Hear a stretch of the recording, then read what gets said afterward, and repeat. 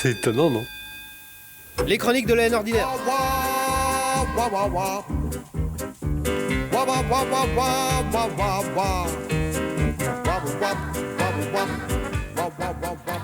La nostalgie, c'est comme les coups de soleil. Ça fait pas mal pendant, ça fait mal le soir. J'ai attrapé un gros coup de nostalgie vespérale après m'être promené l'autre jour dans la rue Saint-Marc, derrière les grands boulevards. C'est une petite rue perpendiculaire à la rue de Richelieu, tout près d'un immeuble m'as-tu vu, où siégeait naguère un journal du matin qui avait un nom de l'Aube, et où j'ai appris à raconter des choses en barattant des mots sur du papier.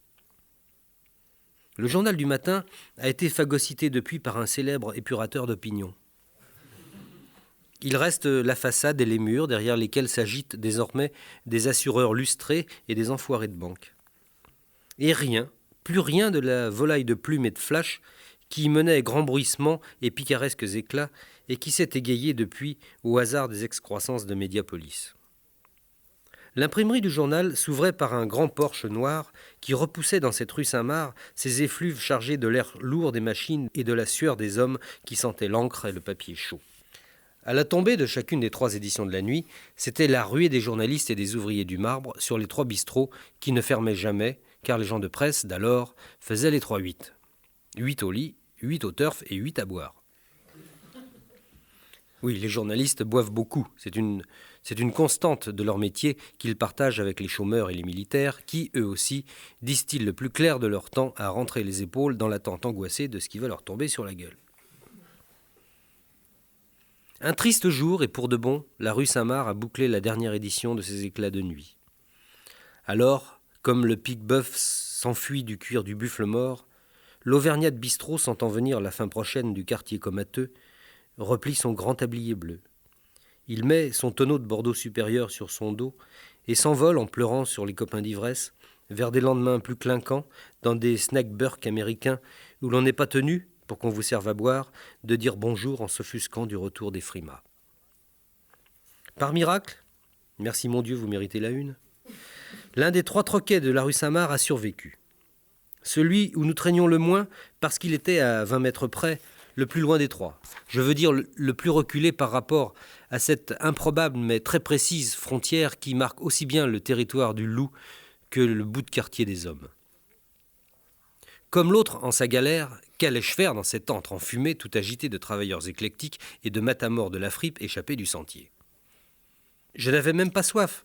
Je revenais de quelques rendez-vous affairés et ce n'était même pas mon chemin pour aller au taxi. J'avais 1000 soucis grandioses en tête qui m'abritaient de l'écume des jours anciens et des souvenirs des copains d'enquête et filature en tout genre. Pourquoi a-t-il fallu, comme un vieux conte-cheval qui retourne au picotin, que je poussasse la porte à battant pour aller réclamer un demi et me poser sur un tabouret de bar auprès d'un vieux cassé sur un ballon d'Alsace? C'était un ancien photographe pigiste qui n'avait pas eu la force d'émigrer avec le gros du troupeau, parce qu'il était déjà trop usé au moment de la fermeture du journal.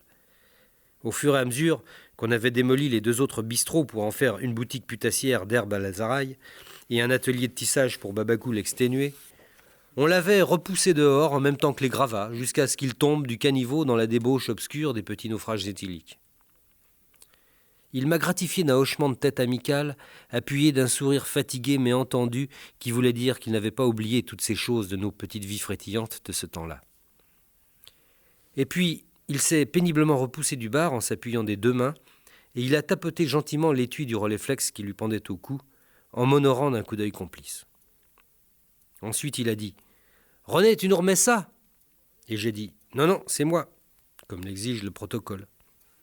Et il a dit « Et alors, qu'est-ce que tu deviens ?» Et j'ai dit que je devenais tour à tour papa, presbyte et plutôt bien dans mes chaussures. « Et toi, toujours dans la photo ?» Il a exhalé un soupir bizarre comme un sanglot pas fini. Il a posé son verre, il a brandi le relais vers moi, d'une main, et appuyé de l'autre sur le poussoir de l'étui.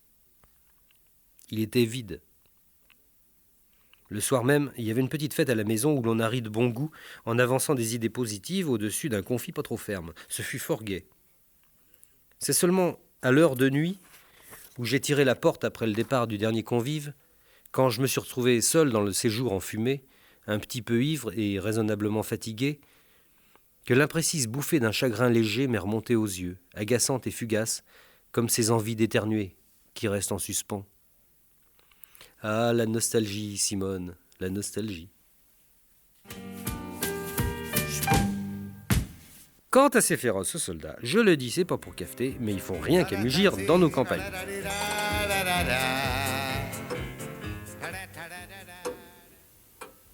C'est étonnant, non ?